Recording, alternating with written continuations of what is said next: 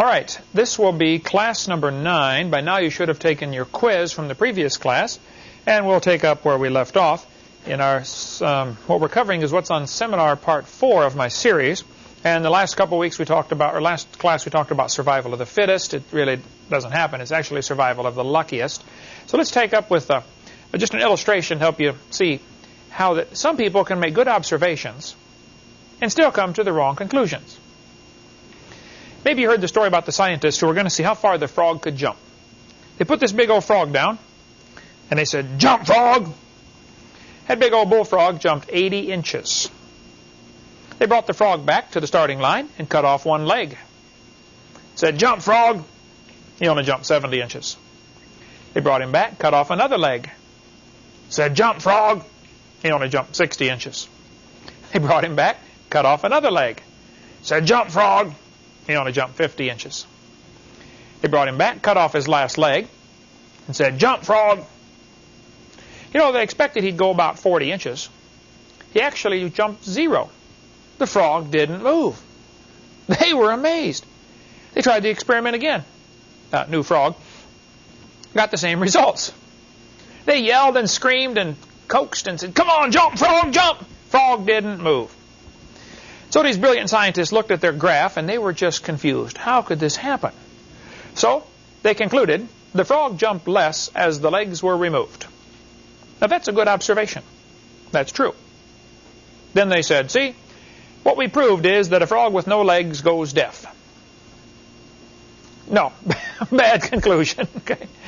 Good observation, bad conclusion. And many people are guilty of this. They make good observations and come to the wrong conclusion.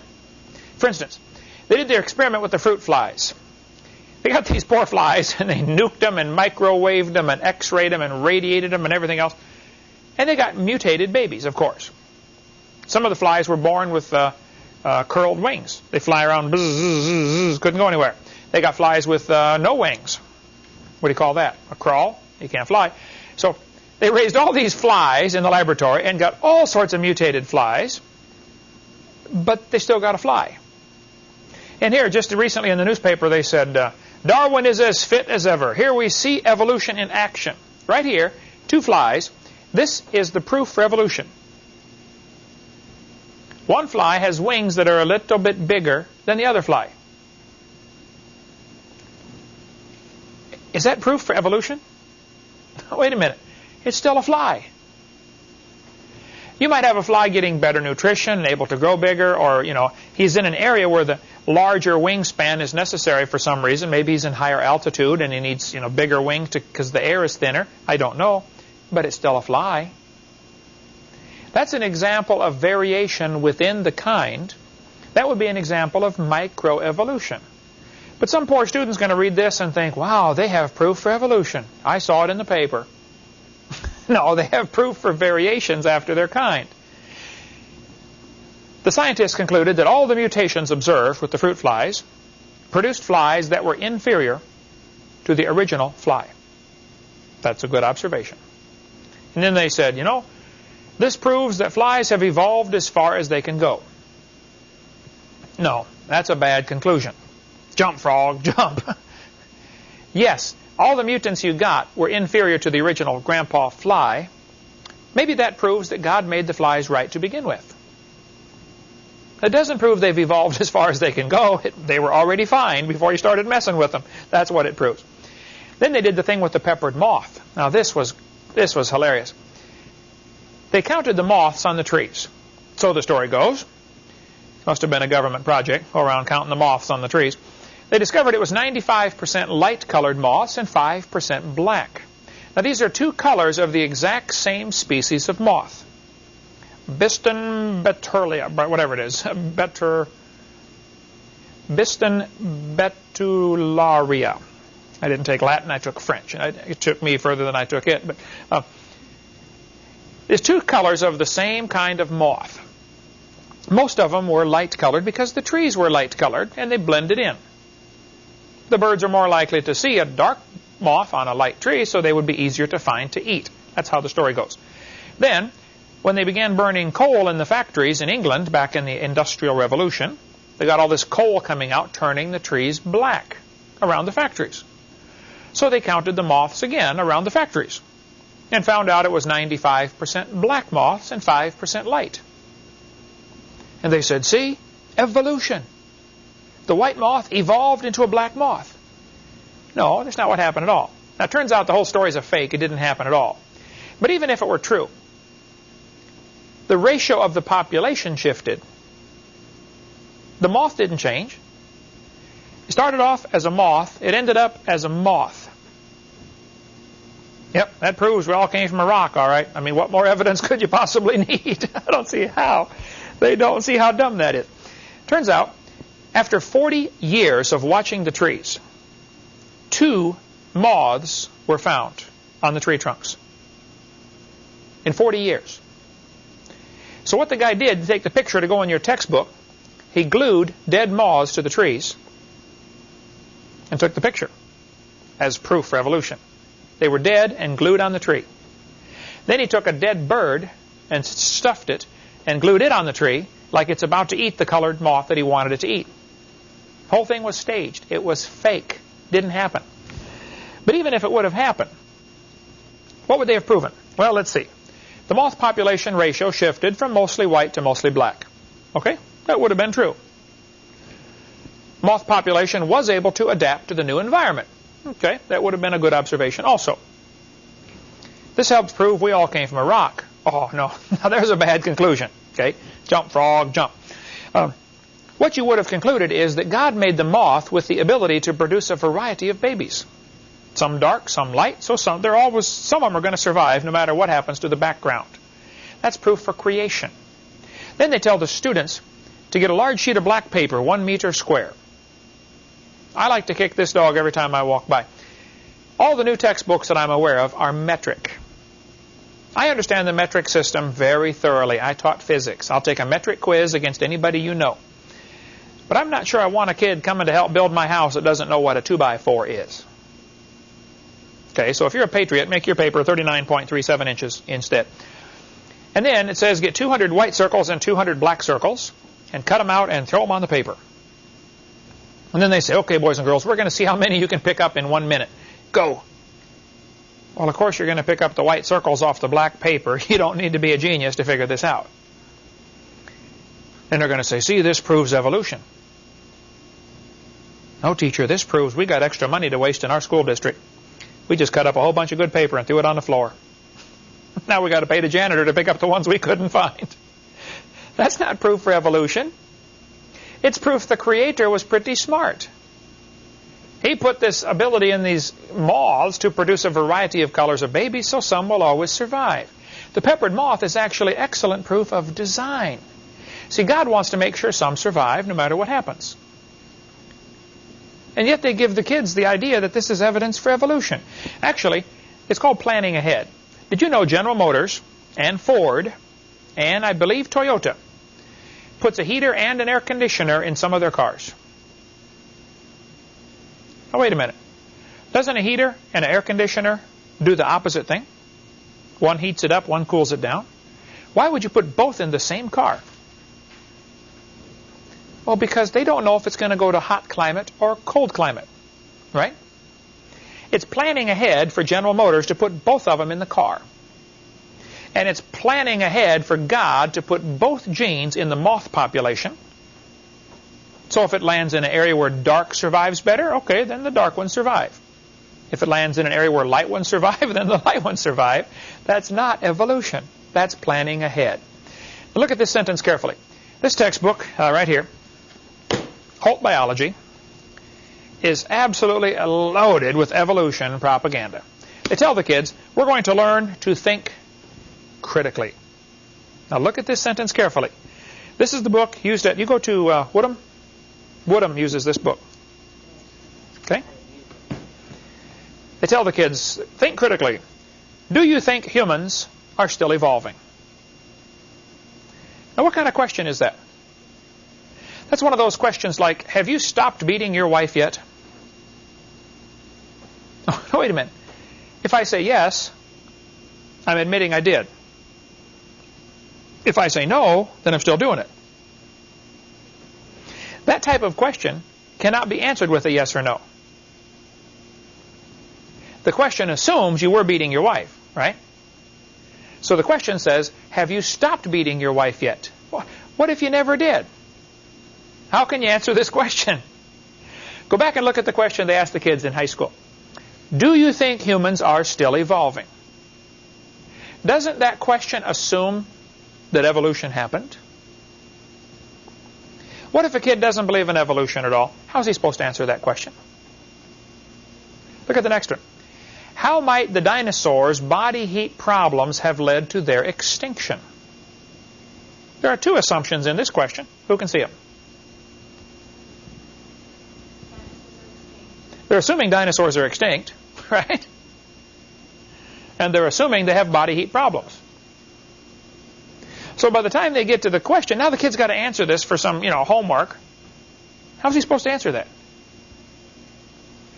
These kind of questions are not teaching the students how to think. They are teaching them what to think. These kind of questions are used in Soviet schools for indoctrination. Do you think communism is a great form of government? Questions that the question is phrased to get the answer that they want. Most of the surveys they do for these political things in election years, they phrase the question a certain way to get the answer that they want, to make the poll look like, everybody's for their candidate. And I wouldn't trust the polls at all. I don't care what the polls say. I'm going to vote for the best guy I think's the best guy, and if he has zero chance of winning, okay. My job is to do what's right. And if it hair lips the devil, well, tough, okay? I'm going to do what's right. If nobody likes it, okay. I got to stand before God and say, God, I did what was right. I'm not going to vote for some guy because he has the best chance of winning. You do what's right. Period. Okay? This chapter in Heath biology, I don't know if I got that one here with me. Probably. Got a bunch more on the floor. Anyway, I got thousands of textbooks. Well, hundreds of textbooks. This one says we have evidence of evolution from structure. Now watch this carefully. This is called the homology argument. And this is one you need to know for the quiz. Homology, homo means the same, and ology is the study of. Geology, study of geo, earth. Biology, study of bio, life. The biosphere is the living part of the world. Homology is the study of things that are the same. So they're going to say structures of different animals are the same, and therefore they must have evolved. They will show you forelimbs or front arms, called the forelimb of different animals. And they'll say the human has a humerus, a radius, and ulna. Okay? And then you have the carpals and phalanges and, the fingers. They're going to say, see, boys and girls, the cat has the same design. And so does the whale. He has a radius and an ulna. Oh, well, who named him? The whale? Who decided to call these bones this? I'm sure the whale didn't decide that. They show the students examples of different animals and say they have a similar forelimb structure, which is true. I agree. But look what they say here now. Notice first the overall similarity, then the difference in details. What you are doing is what scientists do in comparative anatomy, the study of the structure of different organisms. Comparative anatomy provides further evidence of evolution. Different kinds of organisms, such as a bird, a horse, or human, share similar structures. That's true. As you have just observed, each animal in Figure 12-3 has a forelimb structure that is a variation of a common pattern. I agree. I'm with them so far. I agree. The commonalities suggest that these and all other vertebrate animals are all related. Ooh, now right there they just lost me. They probably evolved from a common ancestor. Oh, now they really lost me.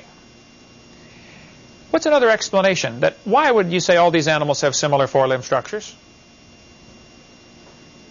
They have a common designer. Doesn't prove a common ancestor. Couldn't it be a common designer? Did you know the Honda Accord and the Honda Civic and the Honda Prelude have thousands of parts that are interchangeable? They all evolved from a skateboard. I mean, that's proof, right? No, they have the same guys designing them. That's what it proves.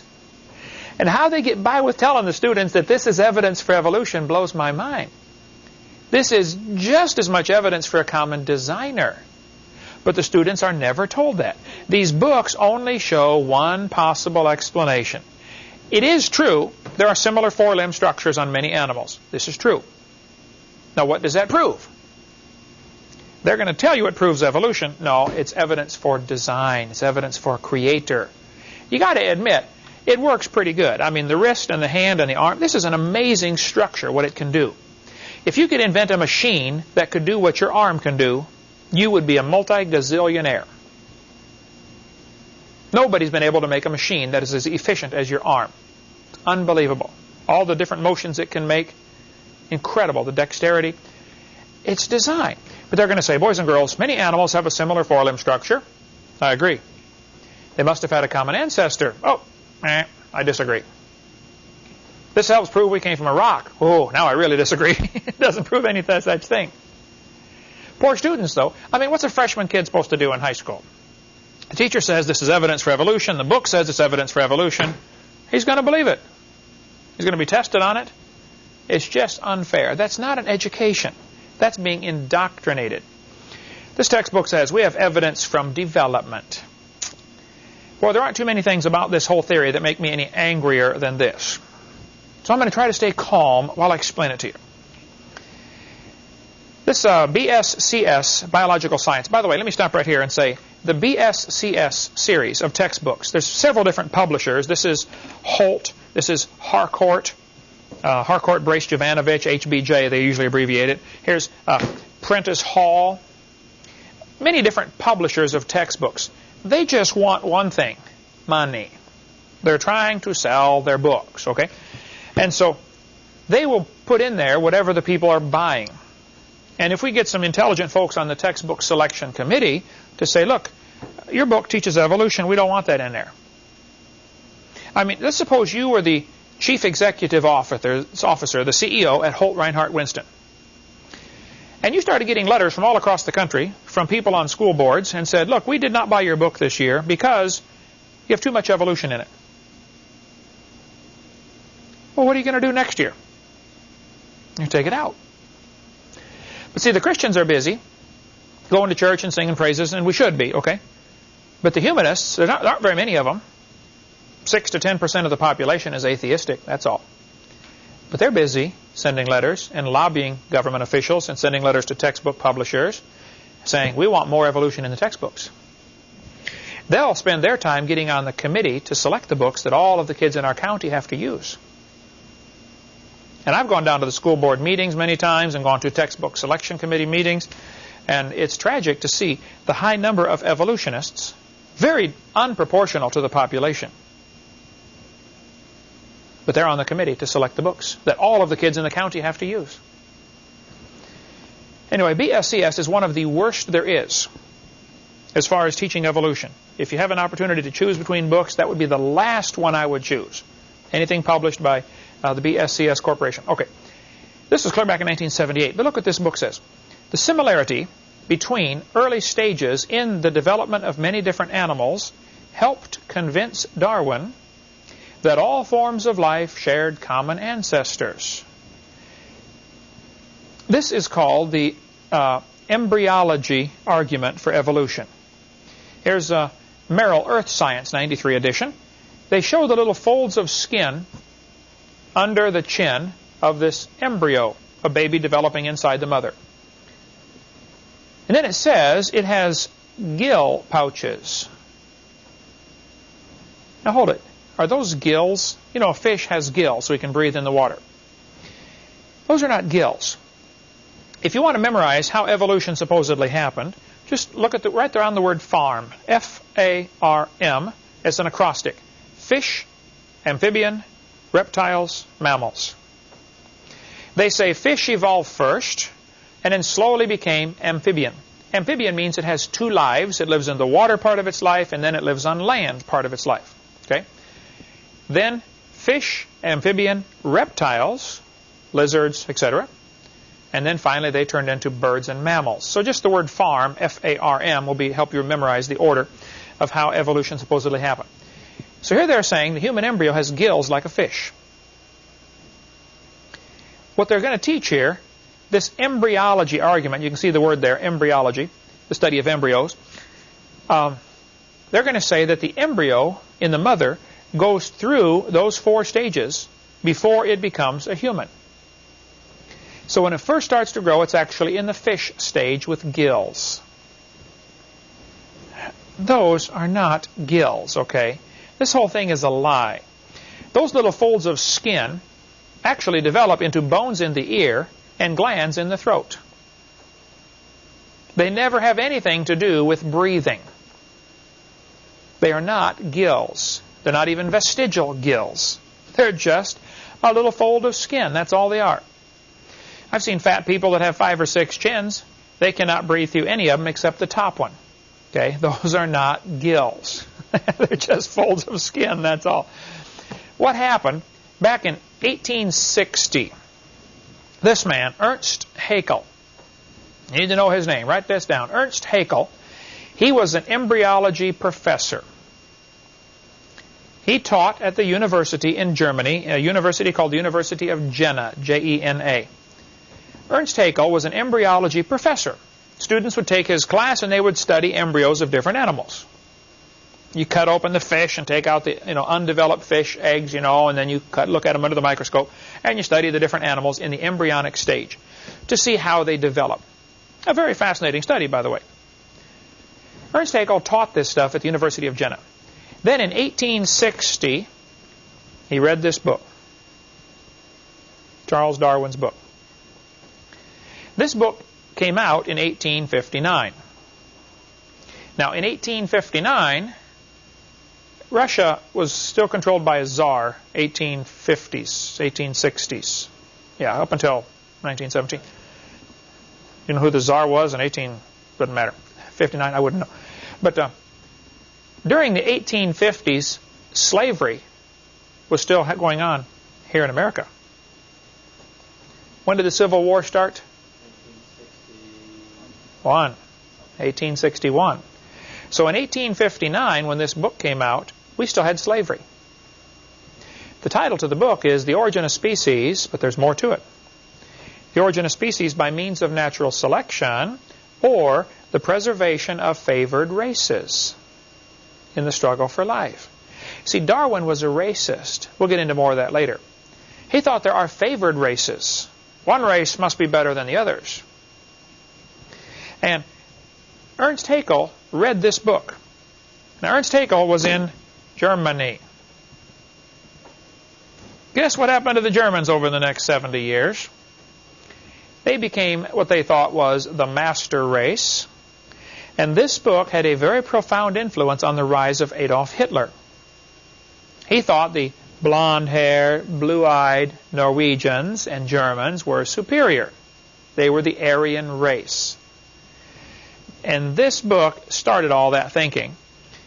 1860, Ernst Haeckel read this book, and it changed his whole philosophy of life. Darwin predicted in his book that they would find evidence for his theory. All he did was come up with a theory. He said, I think all life forms have a common ancestor. Well, where's the evidence? There was none. After 9 years, Ernst Haeckel started getting worried. I like this theory, I like evolution, but I don't see any evidence. I think I'll make some. Ernst Haeckel took a drawing of a human and a dog embryo. This is 4 weeks after conception. He changed the drawings and made them look very similar. Here are his fake drawings. He lied. He enlarged the head on the dog, and he decreased the size of the head on the human. He changed the eye details. He changed all sorts of things. Notice how similar they look. I'll back up one and show you. There's the actual drawings. If you take time to look at the actual drawings, the right ones, compared to his, you'll notice all sorts of changes. There they are, one on top of the other. He lied, basically. Ernst Haeckel actually did this with quite a few different animals. He made the drawing of a human, of a salamander, of a fish. Look how the very top row here, all of them look very similar, don't they? He made a gigantic poster of this drawing and traveled all over Germany and held seminars on evolution to prove the evolution theory. Because remember, Darwin's book came out in 1859. He read it in 1860. 1869, he started traveling and speaking on evolution to try to promote the theory. We ought to believe in this theory because here's the proof. Poof, up comes this big chart. See, look at that. All the animals are similar in the embryonic stage. And he said that proves that the human starts off as a fish. And then it becomes an amphibian. Then it becomes a reptile. And finally becomes a human, and it's born after 9 months. Well, now, hold on just a minute. This professor from St. George, Richardson from St. George Hospital Medical School in London said just a couple years ago, a set of 19th century drawings, that's Ernst Haeckel's, that still appear in reference books are badly misdrawn, says an embryologist in Britain. Although Haeckel confessed to drawing from memory and was convicted of fraud at the University of Jena. Well, that's interesting. That's where he taught. If I understand the details on the story, I may have some of the minor details confused here, but I believe 6 professors accused Haeckel of faking these drawings, so they held a trial at the University of Jena. Professor Haeckel was on trial. He was convicted of fraud. They said, Ernst, you lied. In 1874, Ernst Haeckel was convicted of fraud. Write that date down, 1874. In 1874, the idea that the human embryo has gills was proven false. He came up with this idea in 1869. So for 5 years, people are teaching this. On top are Haeckel's drawings. On the bottom are actual photographs taken by Richardson of the same animal. Now, either Haeckel is an extremely lousy artist, or he's a liar. His drawings on top, he said that's what the turtle looks like in the embryonic stage. I don't think so, Ernest. I mean, have you ever seen a turtle in the embryonic stage? What about the salamander? I'd say he's nowhere close, right? He just flat lied. That's all there is to it. So this was proven in 1874. It was proven that Ernst Haeckel had lied. His own university convicted him of fraud. But guess what? Haeckel's exact same chart is used this year at the University of West Florida in Pensacola as evidence for evolution. It was proven wrong 125 years ago. Why would this still be in a university textbook? Guess what? The book used at your school on page 183 is still teaching the same thing, proven wrong 125 years ago. Guess what? Glencoe biology, I've got it in my office there, still teaches the human embryo has gill pouches. Proven wrong in 1874. Here's a biology textbook used in the Troy State University, a college textbook. Still teaching them. Human embryo has gill pouches. Biology, A Journey into Life, Arms in Camp. A terrible book as far as, I mean, loaded with evolution propaganda. Look at this. Look at this. It shows them a picture of a 5 to 6 week human embryo. But look what it says at the top. By 7 months, the fetus looks from the outside like a tiny normal baby. But it is not. What are they trying to say here? It's not a baby at 7 months? Well, what is it? 7 months development? You know, a whole bunch of kids born at 5.5 months survive. My son back there running the camera was born at, I think, 7 months and survived. Kind of small, but he made it. And he caught up for the size. But he made it. Kids born 5.5 months old survive. 34% of them. There's a 21-week-old baby They were doing surgery. They knew something was wrong with the baby, so inside the mother, they cut the mother open, cut the uterus open to do surgery on the baby. Baby's only 5 months along in development. The baby reaches out and grabs the doctor's finger. Tell me it's not alive. Okay? The angel of the Lord said, Behold, thou art with fetus. Is that what they said? I believe he said you are with child, right? See, they want to call it a fetus because it doesn't sound like a child. It's a child the instant it's conceived. It's a human. Life begins at conception. Every doctor knows that knows anything. Why do they keep this lie in the textbooks? I mean, it's been proven wrong 125 years ago. Why do they want you to learn this when you take biology class?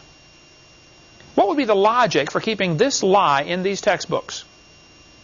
There's only one reason. Justify abortion. They don't want you to think it's a human yet. You're just killing a fish. You're just killing an amphibian, just a reptile. No, it's a human.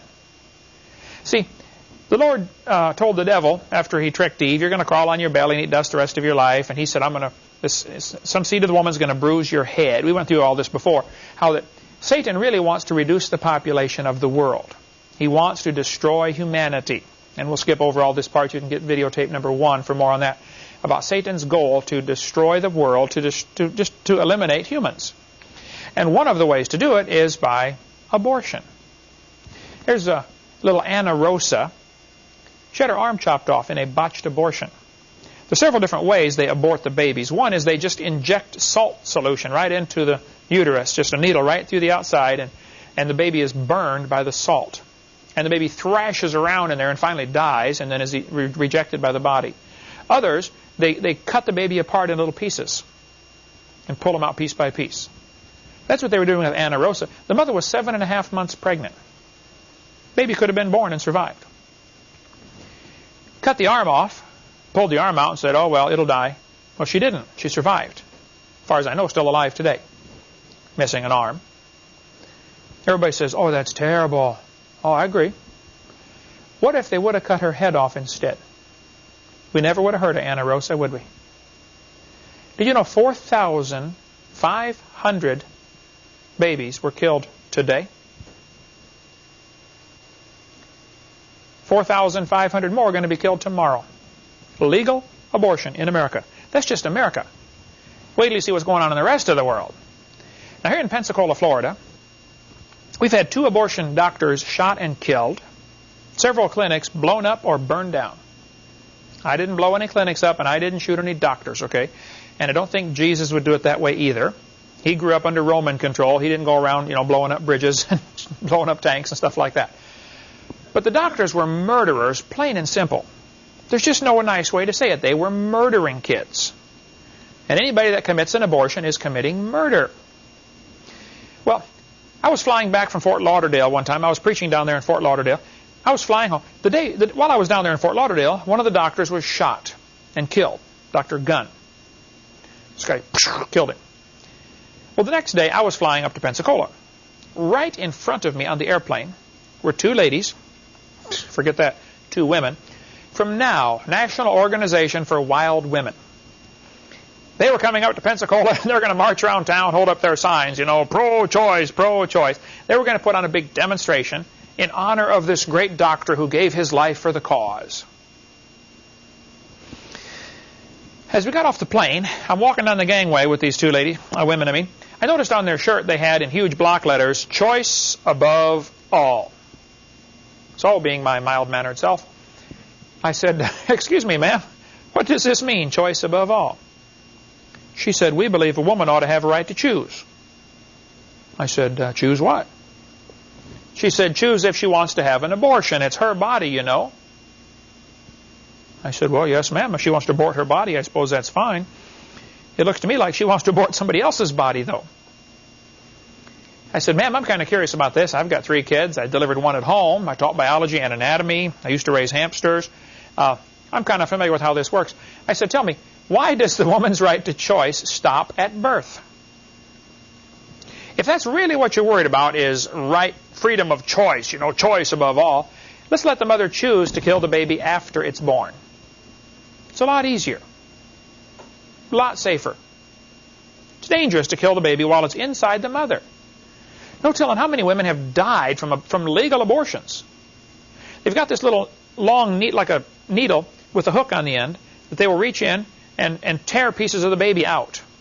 Baby's still alive while they're cutting it apart and pulling it out. Well, very frequently they will snag and cut a hole in the large intestine, the bowel. Now you get poisonous substances into the bloodstream, and the mother dies. Thousands of women have died from legal abortions. Many thousands more have become sterile. They can never have a child again. Have one abortion, and they'll never have a baby in the rest of their life because of a legalized abortion. They don't tell you about that, though. I said, hey, why don't we kill the baby after it's born? It'd be a lot safer and simpler. I got a brilliant idea. If it's really choice you're looking for, let's let the mother choose to kill the baby up until it's 2 years old. I know a lot of mothers with a 2-year-old that have thought about it several times. Hey, let's extend abortion rights up until the kid is 18. I bet they'd behave a lot better. Look, son, one more time and I'm going to abort you. Teacher, where's Johnny today? Well, he didn't do his homework yesterday, so his mommy aborted him. Hey, grades would skyrocket, wouldn't they? How can we get so dumb as to believe it's okay to kill the baby? The news media and the textbooks always call them pro-choice. Look at this textbook. Pro-choice and anti-abortion demonstrators in Los Angeles. Now just think about that for a minute. Pro-choice is a nice sounding word. That's a positive. Pro-choice. Anti-abortion is a negative sounding word. This sounds bad. Nobody wants to be put in a classification of people who are anti. It's much more positive to say, I am pro-choice. This kind of rhetoric in the news media and in textbooks is all over the place, okay? And it's designed to make the poor kid going to class think, oh, I don't want to be an anti, I'd rather be a pro. It's propaganda, is all it is. How about let's call them pro-death and call us pro-life? How would that be for better names? Much better. You got to watch, or anti-life and pro-life. How's that? When you get into a discussion on abortion, you got to phrase your words carefully. You know, don't say, "Are you pro-choice?" Say, "Oh, are you pro-death? Are you anti-life?" You know, do the same thing to them they're doing to us. Give them a taste of their own medicine, see how they like it. It's always pro-choice, and that's not the issue at all. Well, the news media, though, always ignores the majority. You could get 100,000 people, and I've seen these demonstrations here in Pensacola where there are thousands of people lining the street with their signs, you know. It's a child, you know, pro-life. You have these pro-life demonstrations here in Pensacola, and you have 6 people that are for anti-life, that are pro-death, and the news media gives them all the coverage. These 6 people are going to march around town, and they're going to get all the news media coverage they want because they're coming up here in honor of this doctor who got killed. Now look, the doctor shouldn't have got shot. Not by gun anyway, or Paul Hill shot one. They shouldn't have done that. But why are they treated like martyrs? Why are the doctors treated like martyrs? They were murderers. I've often asked the question, I've never gotten an answer to it. Maybe you can give me an answer. Think about it. During World War II, a bunch of the Jews were taken away and put in concentration camps. They were guarded. Hitler's soldiers were there guarding these camps. If you had gone in and shot some of the guards and rescued some of the Jews, would you be a good guy or a bad guy? You murdered the guards to save the Jews. If somebody kills a doctor and saves a baby, is he a good guy or bad guy? See, our government has put us into this lousy position of having to make that choice. This is the government's fault. Never should have had to make that choice. Now, I don't think they should have shot the doctors, okay? I think we should legislate this. I think we should put them in jail. I think they should have a fair trial, and then they should be executed. Anybody that commits an abortion, any doctor that kills a baby inside the mother is a murderer, and after a fair trial, he should be executed. I feel that strongly about it. And so do a lot of other Americans. The media can't seem to get it right. We get a call every once in a while around here. They say, Mr. Hovind, would you like to take the Pensacola News-Journal? It's hilarious. They transfer the call to me. Mr. Hovind, would you like to take the Pensacola News-Journal? I say, no, ma'am, we don't have a parakeet. She says, what? You'll get that about Friday. You know, you put the newspaper in the bottom of your parakeet cage. That's all it's good for, in my opinion. I don't want to support the liberal agenda. Here I was waiting for a taxi to take me home, and these ladies, women, I mean, didn't want to talk about this anymore, pro-choice stuff, after I asked them a few questions. So there's this cameraman. He showed up to film the rally. And I thought, wait a minute, come from Chicago to film this rally and there's going to be 6 people? How come when we had 1,000 people lining the streets, you didn't show up to film that rally? 1,000 people against abortion. Where were you guys then? That's why I just can't bring myself to support the liberal media. And I don't care what the news polls say. I'm going to vote for who I think is the best guy, and it doesn't matter at all, whatever the polls say. It's always pro-choice. When the kids got shot in Colorado, remember that? Right away, the news media jumped on the gun control issue. I mean, it was all over. We should have more gun control. The kids broke 18 gun laws when they went in there and shot everybody. Do you think 5 more gun laws would have stopped them? They broke 18 already. What's another gun law going to do? Nothing. Well, let's take up that. We'll take a little break here and cover this section so I can calm down a little bit. And we'll get into more on this news media and abortion, how it ties together, right after the break. Okay, let's pick on the news media just a little bit here. When the kids got shot in Colorado, they jumped on the gun control issue right away. They said, we need more gun control. I think when kids keep getting shot in our public schools, it's time to look at a couple of other questions. Number one, should we have public schools? Maybe they should all be shut down and the kids should all go to private schools. That would solve the problem. You don't hear about kids getting shot in private schools very often. It's in the public schools. Maybe the question we should consider is, since all these kids are getting shot in the public schools, should we keep teaching them evolution, which says there's no God, there are no standards, there's no absolute, there's no right and wrong? That's what evolution teaches.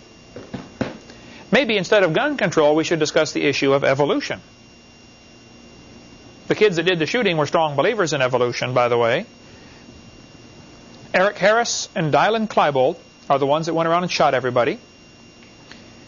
Klebold's father was a geologist. I suspect he believed in evolution, because most geologists believe the Earth is billions of years old. They believe the geologic column, which is a bunch of baloney. We covered that earlier. So I suspect this had a strong influence on Klebold, on Dylan. Both Eric and Dylan were followers of Nazi teachings. The shooting took place on Hitler's birthday on purpose. They chose that day, Adolf Hitler's birthday, to bring all their guns and bombs to school. They planned this for months, to do this on Hitler's birthday. Klebold wore a shirt that said serial killer. They shot Isaiah Shoals just because he was black. Remember the origin of species by means of natural selection or the preservation of favored races? Nazism, of course, was, we'll get into more of that later, how evolution is the foundation for racism. One race must be superior to the rest. Eric's T-shirt said natural selection. Darwin's read wrath, according to Rocky Mountain News. Where are these kids getting this philosophy anyway? They spoke German to each other in the hall at school, and Harris wore a German Nazi cross. Now, I'm part German myself, 1/4 German and 3/4 Norwegian. I'm not against. I preached in Germany 3 times. But Hitler was loony. Hitler was a strong believer in evolution, and so were these 2 boys. So when a bunch of kids get shot in public school, maybe it's time to analyze what we're teaching these kids anyway. Instead of worrying about gun control, let's talk about evolution, because that's the problem. Maybe the issue is, should certain criminals be publicly executed? How many people have you seen executed in your life publicly? And I mean real executions. Probably none, right? Suppose we were raised in the time of Christ in Israel, and did things according to the biblical method, where if a person committed a certain crime, now nobody gets the death penalty unless there are 2 or 3 witnesses, according to the Bible. Some of these people will say, well, what if an innocent man is executed? Well, that may happen today, because some people get the death penalty based on circumstantial evidence. You find their blood at the scene, you find their hair at the scene, you put the pieces together, this guy must have done it. And generally they're right, okay, the vast majority of times they after the trial, they're right. But I suppose in a situation like that, you could get an innocent man executed. The Bible says nobody gets executed without 2 or 3 witnesses. So I suppose if somebody commits murder and all we have is circumstantial evidence, he should get life in prison. If we have witnesses, he should be executed. That would solve all the problem of these folks whining about what if an innocent man gets executed. But in the Bible, if somebody commits a certain crime, he's publicly executed. That makes a big difference. Suppose you had to take your son downtown to Seville Square, Pensacola, because some rapist is about to be executed. Publicly. Tied up to a stake and shot. Or electric chair. Or whatever. It doesn't matter how they do it. What kind of impression is that going to make on that kid? On the way home, Daddy, what did that guy do? Well, son, he did, whatever. You know what's going to go through his mind the rest of his life? I don't want to do that. Right? This guy in France was going to have his head cut off, going to put him up in the guillotine, cut his head off. And they're dragging him up the steps, kicking and screaming. And somebody from the crowd hollered out, "Do you think this is really going to deter crime?" They said, "It will for him." It certainly will for him, won't it? Yes, capital punishment is a deterrent to crime. It's always a deterrent to crime for that individual. Every time, 100% of the time. And most of the time, it's a deterrent to the rest of the people who see it, too. But we got this dumb idea here in America, 3 strikes and you're out. Well, what about the victims' families? Now you got three families that are, hurting and mourning, and for the rest of their life is destroyed. It ruins things. I mean, if somebody breaks into your house and rapes and murders your wife, you got to live with this the rest of your life. And there's a relief, there's a satisfaction when you see that guy executed. As long as he's locked up in a jail someplace, you're going to be a nervous wreck. And that's not right. That's not the way God intended it. God intended it for the person who commits certain crimes. I mean, read through the Bible. It's all in there. Certain crimes, the guy is executed. So here we got kids going through school shooting everybody. And the news media jumps on gun control. I think it's time to talk about public executions instead. Okay. Maybe it's time to talk about the subject. Maybe all law-abiding citizens should be required to carry guns. There's a small town in Georgia. They passed an ordinance that says every household must have a gun. Crime rate went to 0. Nobody was robbed. What's that say to the criminals? Everybody in this town has a gun. Well, let's go to a different town. Right? One of the large auto parts chains, I forget, it wasn't AutoZone, but one like that, they passed a company policy that said no guns allowed in the store. So they put these signs up on the front door, no guns allowed. You know what that says to a criminal? Easy place to rob. That's what that translates into, doesn't it? I mean, think about it. Wow, nobody here's got a gun. Suppose you put a sign up on the front door of your store that says, all employees carry guns. What does that say to a criminal? I mean, think about it, okay? We've gone crazy in this country. Gun control is not the solution. Criminal control is the solution. Suppose every teacher in that Colorado school had been required to carry a gun. Do you think those kids would have shot everybody? All that would happen, as soon as those kids start blowing up pipe bombs out in there in the cafeteria or whatever and shooting everybody, any kid runs to any classroom. Teacher, there's a bunch of boys out here shooting everybody. Okay, kids, turn to page 37 and read it. I'll be right back. And it's over.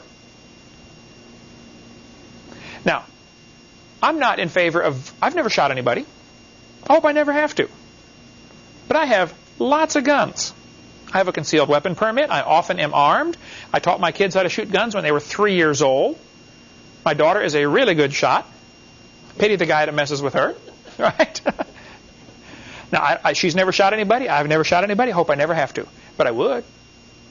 I decided while I'm cool, calm, collect, I'm not nervous at all. If somebody breaks into my house to harm my daughter, I'm going to shoot them. As many times as I feel like it. Period. Okay? End of story. That's just the way it is. Now, if you don't like it, well, then don't break into my house. And I won't shoot you. Okay? So, if all law-abiding citizens were required to carry guns, I mean, it's just something to consider. Why doesn't the news media even bring this up as something to discuss? Because some people would like a one-world government, a new world order, where only they are in charge and only they have guns and nobody else has guns. Lenin said, one person with a gun can control 100 people without one. Watch the movie. The guy comes into the bank. He's got a machine gun. Everybody lay down on the floor. What's everybody do? They lay on the floor. Suppose everybody, just routine, suppose everybody carried a gun. And suppose the bank robber knew most of the people in this bank have a gun on them. Law-abiding citizens, they're not going to shoot anybody. They're just going to defend themselves if they need to. Guess how many bank robberies we would have? Very few, right? It's a suicide mission, sure. I got a machine gun. Well, there's 50 people got a pistol. One of them's going to blow your head off, you know. It works. I mean, common sense, it works, okay? Here's the logic they use to justify abortion. They're going to say, well, it's not a human. I'm sorry, that's not true. That's what your book's going to tell you, that it's not a human, it's just a fish. It has gill slits, it's a fish.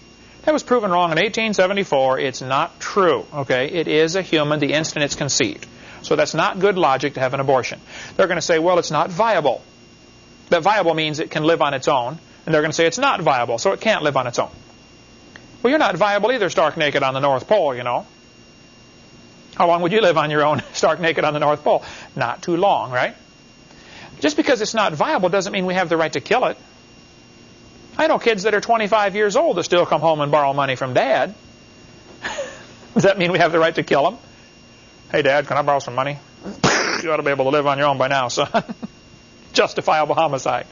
I mean, think about this logic. They're going to say, well, the child may be unwanted. Well, there's already kids that are born that are unwanted. Should we kill all of them? My parents moved 4 times when I was growing up, but I found them every time. Just because it's unwanted. I mean, come on. Think about it. They're going to say, well, the child may be a financial burden. Every kid's a financial burden. Show me one that's not. I forget what the numbers are now, but to raise a kid from birth up until about 18 is like $50,000 or something. It's unbelievable what it costs. They're going to say the child may be from rape or incest. Okay, well, that's horrible. But why kill the child? Why not kill the rapist? Why do we always have to kill the child? Why don't we abort the mother once in a while? Why do we not even think of these things? Woman's raped, she's pregnant, okay, kill the baby. Well, no, kill the rapist. See, if you kill the rapist and then adopt out the baby, everybody's happy. That's the best possible situation. If you kill the baby, then the mother, the rest of her life, is going to mourn. There's going to be something in her heart, something in her conscience bothering her. She killed her baby. Now, many good people have had abortions, and they love God, and it's not the unpardonable sin. And I don't want to make you feel, like God can't use you. He can use you. Half the Bible is written by murderers. Moses was a murderer. God used him. King David was an adulterer and a murderer. God used him in a great way. But you don't want to justify this. Abortion is murder, plain and simple. I was talking in this part of my seminar in a church one time, and this medical doctor was there in the crowd, and he got kind of upset. He said, Mr. Hovind, suppose a woman is raped and gets pregnant. Should she be required to carry that baby? I said, well, sir, that's a horrible scenario, but that's a good question. Let me ask you a question. Jesus often answered a question with a question. I said, sir, if a woman is raped and gets pregnant and has the baby, 5 years later, She's holding her 5-year-old, trying to cook supper. The kid's been bad all day. Her mind flashes back to this horrible experience. How did I get this kid anyway? And she loses control for a few minutes, pulls out the steak knife, and kills her 5-year-old. Is it murder? Of course, right? Okay, what if she would have killed it 5 months after it was born? Would that have been murder? I said to the doctor, I said, what if she would have killed it 5 minutes after it was born? Would that be murder? He got real quiet. He could see where I was going. I said, what if she killed it 5 minutes before it was born? Would that be murder? Yep. Rape's horrible. The rapist ought to be executed, not the child. We're killing the wrong one. Okay, we got it all scrambled up. If they say we want free, pro-choice. Okay, let's really choose. Let's pass a law in Florida. You can do this in every state. If a woman goes to have an abortion, the nurse will have a jar full of marbles. We're going to have a lottery. This will be fair, okay? We're going to put one marble in there that says baby, one that says mother, and one that says father. We will pick a marble to see who dies. Let's put one more in there for doctor, and another one for governor, and put several in there for president, okay? How many abortions would we have then?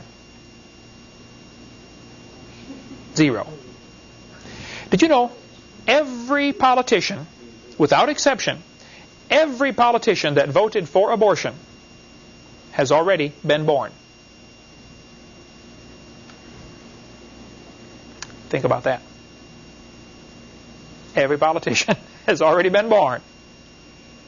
Let's let the unborn children vote. What do you think they'll say about abortion? They're going to say, well, abortion's legal. That doesn't mean it's right. Just because something is legal illegal in man's eyes doesn't mean it's legal and right in God's eyes. You know, in 1936, the German Supreme Court declared Jews living in Germany are not persons. If you live in Germany and you're Jewish, I'm sorry, you're subhuman. You're not a person. Well, guess what that says? If you kill one, you didn't kill a person, did you? You can't be tried for murder, can you? Because it wasn't a person. So when Hitler's guards were killing the Jews, it was not murder by German law. Perfectly legal in German law to kill the Jews. After all, they're not human. I've been to Germany 3 times. Fires me up every time I go there. I read lots of books about Hitler and the Holocaust just to keep my blood boiling. It was murder. Millions murdered. Why? Hitler thought the Germans were the superior race that deserved to rule the world. You know why he thought that? He believed in evolution. He thought if one race is superior, it must be me, obviously. And therefore, if we can eliminate these inferiors, that'll speed up the evolutionary process. It'll help the world out. He thought he was doing the world a favor. Sir Arthur Keith, who wrote the foreword to Darwin's book when it was republished in 1959, he was an evolutionist. Arthur Keith was greatly honored, and they asked him, because of his scientific ability, we want you to write the foreword to the book. So Arthur Keith wrote the foreword to the 1959 edition. I don't know if this is the one I have here or not. I should have looked. Editor's introduction, I'll look later on that. But Arthur Keith said, the German Führer has consistently sought to make the practice of Germany conform to the theory of evolution. What's that mean?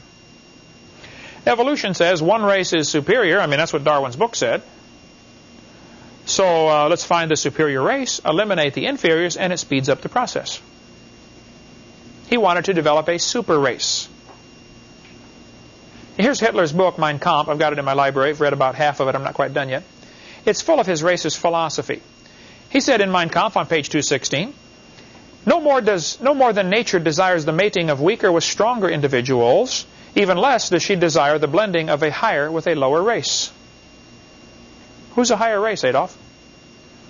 Since if she did, her whole work of higher breeding over perhaps hundreds of thousands of years, this guy believed in evolution, might be ruined with one blow.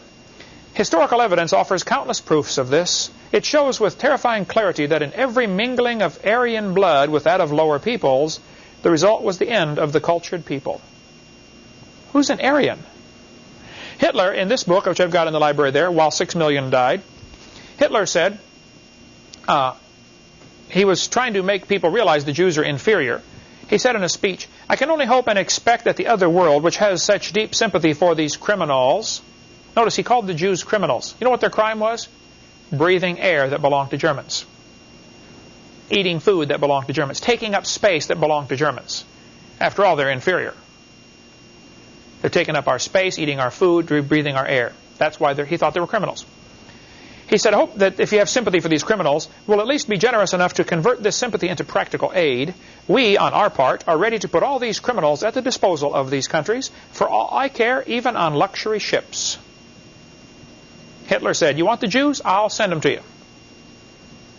Roosevelt refused to take them. In 1938, in the late 30s, if you can get the immigration quotas in America, how many people can come from this country to America? How many can come from, they had quotas, how many we allowed.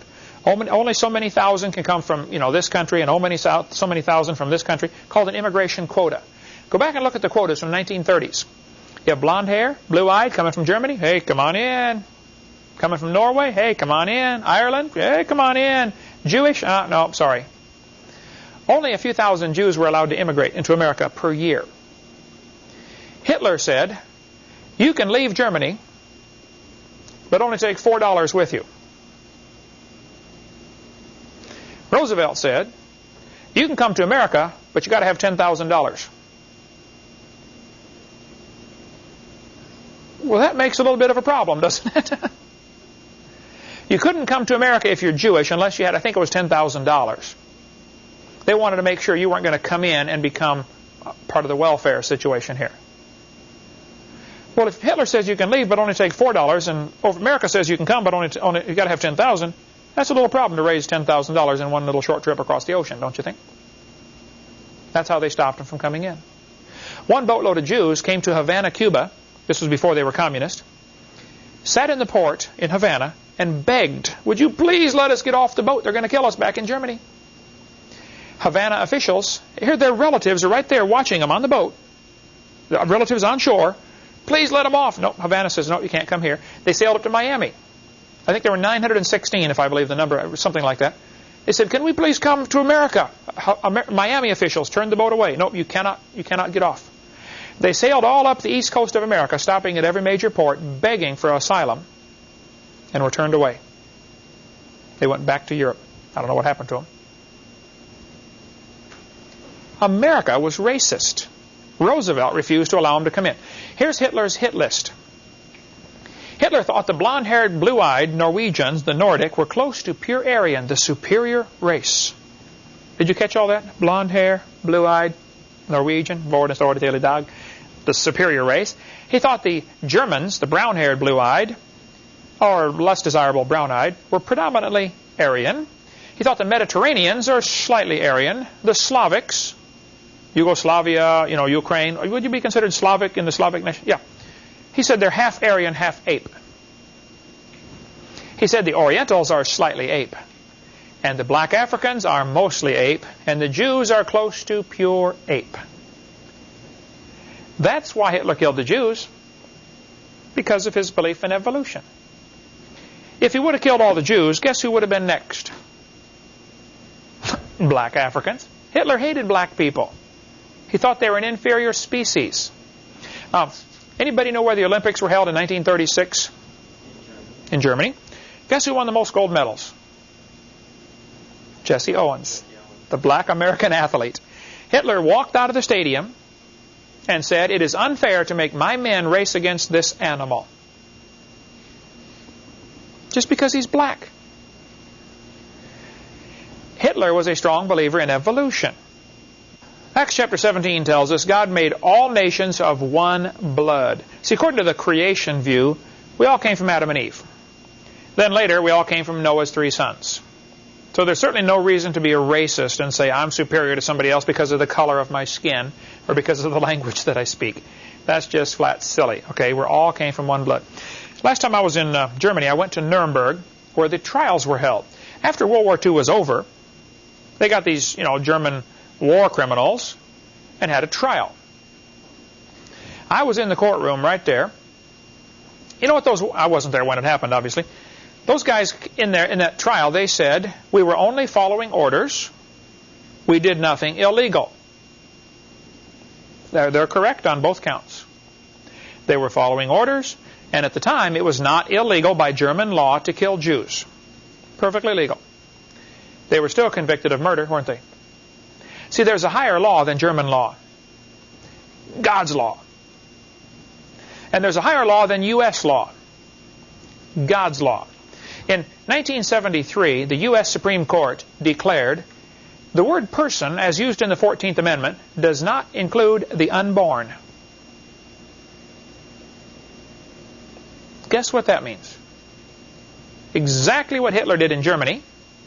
You're saying the unborn child is not a person, therefore it's not murder. Now, if you find the egg of an eagle, an endangered species, and you take the egg out of the nest and destroy it, you can go to jail for a long time. But if you kill the unborn child and the mother, you don't go to jail. It is so crazy. There have been cases where a pregnant woman gets kicked by somebody, the baby dies, the guy is fined or sued or jailed for killing the unborn child. Well, let's get it straight. How our Supreme Court can be so dumb, I don't understand. It's a child the instant it's conceived. I'm sorry, that's just logical. You know, in the Revolutionary War in America, only 25,000 Americans died. 400,000 died in World War II.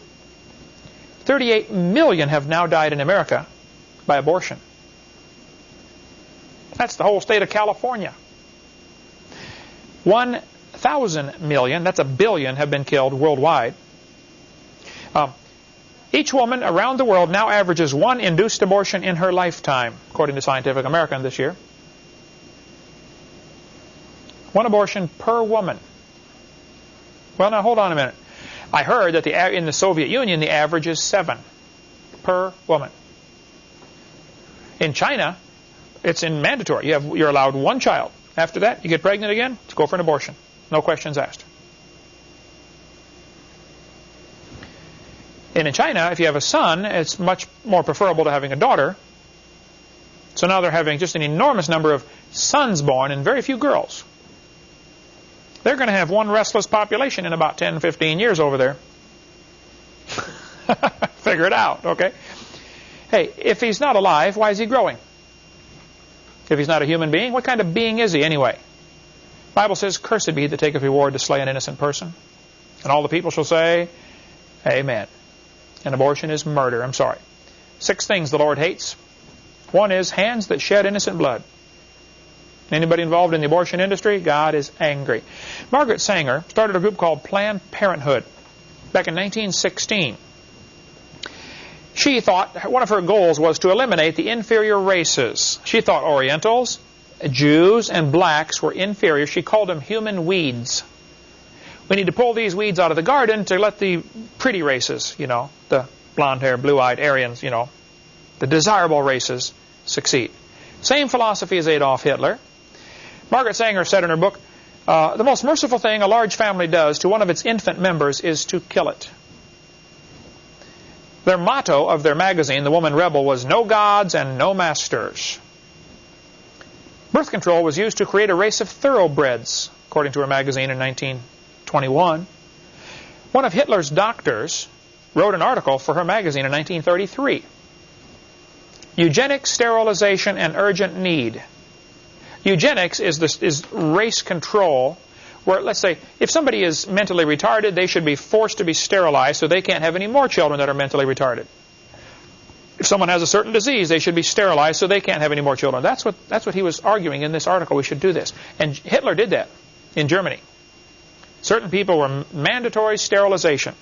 Hitler referred to the Jews as a parasite in the body of nations. You read the literature today from the pro-choice crowd, and they refer to the woman's unborn baby as a parasite in the woman's body.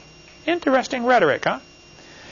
One of their goals was to exterminate the Negro population. But she said in a letter, she said, we don't want the word to get out that we want to exterminate the Negro population. We don't want them to find out about this. But that's one of their goals, was racism. Today they have a Negro president. She got the Humanist of the Year award in 1986, Faye Waddleton. This document came out, we got to quit after this. This document came out in 1952. Planned Parenthood document. Now look at this. How to plan your children. Your questions answered. What is birth control? Is it an operation? They said, no, it's not an operation. Is it an abortion? Look what they said in 52. Definitely not. An abortion requires an operation. It kills the life of a baby after it has begun. It is dangerous to your life and health. It may make you sterile. Well, they've changed their tune in 40 years, haven't they? Now $300 million of your tax dollars goes to support Planned Parenthood.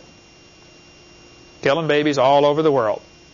Okay, next class we'll take up some more lies in the textbook, and then eventually, hopefully, get to the point of what you can do about it. They got lies in your books. You're going to learn them starting this week. What should you do about it? We'll cover that later on. Join us next week.